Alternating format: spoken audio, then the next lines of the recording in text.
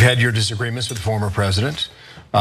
He's the presumptive nominee. We assume he will be the nominee. Will you support him in 2024?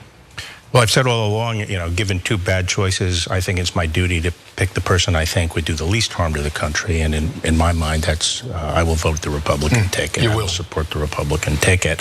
I think the real danger to the country, the real danger to democracy, as I say, is the progressive agenda. After tucking tail and confirming that he will, in fact, back Donald Trump as the nominee for the Republican Party, former Attorney General Bill Barr got some brutal mockery in return as his reward from Donald Trump himself. This is amazing. So let's go to his Truth Social post where he writes, "Wow. Former AG Bill Barr, who let a lot of great people down by not investigating voter fraud in our country, has just endorsed me for president, despite the fact that I called him weak, slow-moving, lethargic, gutless, and lazy." And then he has New York Post in parentheses. I'm unsure as to why that is, but he continues, "Based on the fact that I greatly appreciate his wholehearted endorsement, I am removing the word lethargic from my statement. Thank you, Bill. MAGA 2024. Let me just keep this up. Keep it up. Because while he is not so merciful, he's willing to remove lethargic, he's still gonna keep weak, slow-moving, gutless, and lazy in his statement." Yep. I love this. This is great. So I have a couple of peripheral points and then the main point. Peripheral ones are, the reason he mentions New York Post, Anna, is because he loves whenever he's in the headlines. And I think that's a quote from the New York Post. Got and it. And he wrote New York Post exclamation point. Like, right, it was in the New York Post that I said that, brother, you were president of the United States, let it go. Like, he's the most insecure man in America. It's a bigger deal when people hear it from you or read it from you. Yeah, but he's still in the old mindset. Oh, I got into the New York Post. Okay, second thing is, he said, "Oh, Bill Barr, you wouldn't investigate voter fraud." No, actually he did, several times. And he came back and said, "Look, I tried everything I could, and we just couldn't find any voter fraud." Trump's like, "Well, why don't you just say there was voter fraud?" Okay, so that's who Trump is. But now, here, giant but here, people in Washington will think, "Oh, look at this. The guy endorses him, and this Visigoth, this Philistine, still rejects him and makes fun of him. What a terrible person." And I get it, I get that instinct, and Trump is a terrible person. But I think a lot of regular people love this kind of thing. I love it, I love it, I'll say it, I love it.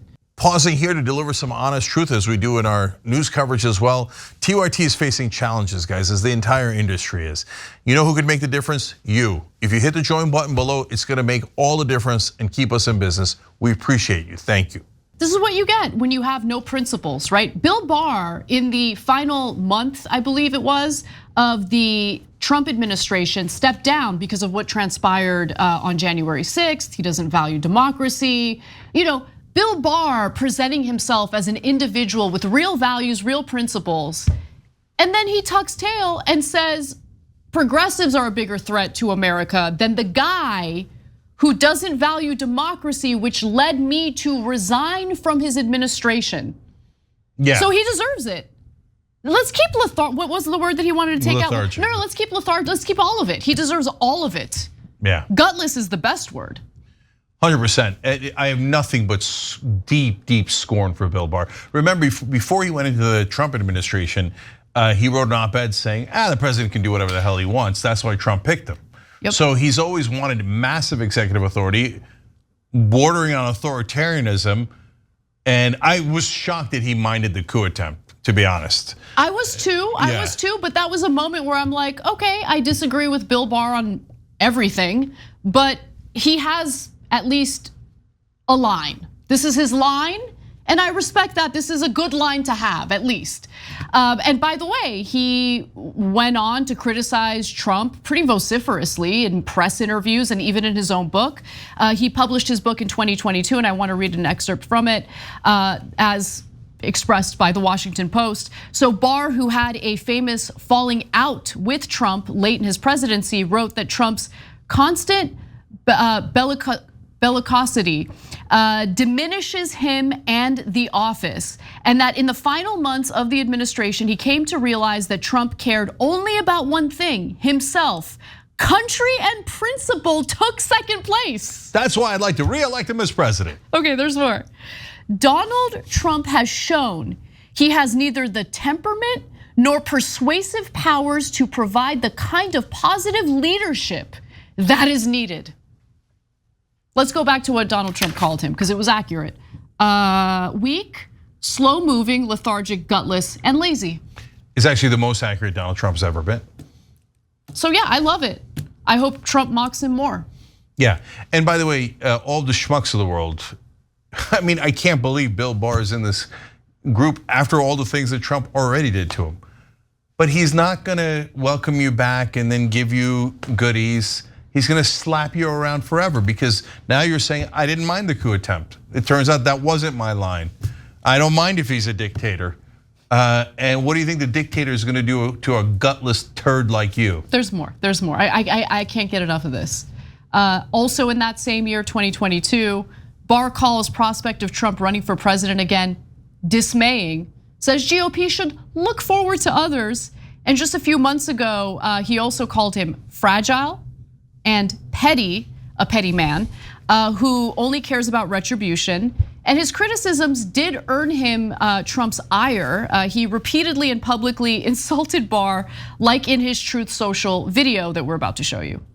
Bill Barr, a disgruntled former employee and very weak person, and a very, very lazy attorney general, was totally ineffective. What a shame. What a shame. Turn off Fox News when that gutless guy is on. I watch him sitting there and pontificating, sometimes with other rhinos that are almost as bad. When I talk about a slob like Bill Barr, just a stupid person in a lot of ways. I think he's a coward who didn't do his job. Bill Barr I think he's more weak than anything else. And now he goes and he sits down, and if they can find a chair for him, because it's not that easy, and he sits down and he just bloviates. And it's disgraceful. It's actually unpatriotic. It's so bad for our country. Indeed. Cenk, any final words? Yeah, two last things. And this shows you the Republicans, they really are, the politicians, they're the lowest of the low. After he said all that stuff about him, now Barr's back to groveling at his feet. Oh, it's so sad. Oh, that's wonderfully humiliating for Bill Barr, who's been a giant ass his entire career, constantly trying to turn this country into an authoritarian government. To see him being stepped on by Trump and him groveling, I'll vote for you, Donald, I'll vote for you. Well, you pathetic slob. What are you getting out of it? You getting another deal, a lobbyist deal? What are you getting out of it? You getting paid in DC? You pathetic creature. Lastly, most importantly, when you see Donald Trump saying those things, the NPR crowd, and look, the NPR crowd's a wonderful people overall, intellectual, smart, etc. But they've been taught and trained. We have to be civil. Regular people don't like it if you say rude things. That's not true at all. So when Trump says, what a shame, gutless, can't even find a chair for him, okay? And he's stupid.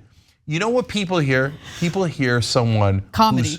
That's well, they do hear comedy. That's true, but they hear someone who's not a robot, who's not a plastic politician, and it accidentally gives off a feeling of authenticity. And he is authentic, but that doesn't mean he's honest. He's authentically dishonest. But what people see, the average person sees, is he's not like the other politicians. He's not like the establishment guys with a lot of their BS, okay? He just says whatever comes to mind, and they like that. They like that. But people in the Democratic Party leadership will never get through their thick skulls. They think guys like Adam Schiff are what the American people want. We're all monkeys looking for the strongest one to give our bananas to. Okay, so that I always give you that analogy because it's just true. People are attracted to strength. So when someone who said critical things about Donald Trump tucks tail and says that they're endorsing him, yeah, it's appealing to some to watch Trump slap him around. And that's what we just witnessed. 100%. Meanwhile, the Democratic politicians are always like, they should apologize to us. Look, last thing, you've seen me 100 times on the show say, look, I'm not asking for an apology from the right wing if I'm attacked or somebody else is attacked. No, I'm going to attack them twice as hard and see how they like them apples. And that's why the Democratic Party hates me. They're like, no, don't attack, just beg for an apology, grovel. No, show them that you're strong, that you're willing to fight for your voters. But Democrats wouldn't, these current Democratic leaders would never, ever do that. I mean, where's the donors? Thanks for watching The Young Turks, really appreciate it. Another way to show support is through YouTube memberships. You'll get to interact with us more. There's live chat emojis, badges. You've got emojis of me, Anna, John, JR. So those are super fun. But you also get playback of our exclusive member-only shows and specials right after they air. So all of that, all you gotta do is click that join button right underneath the video. Thank you.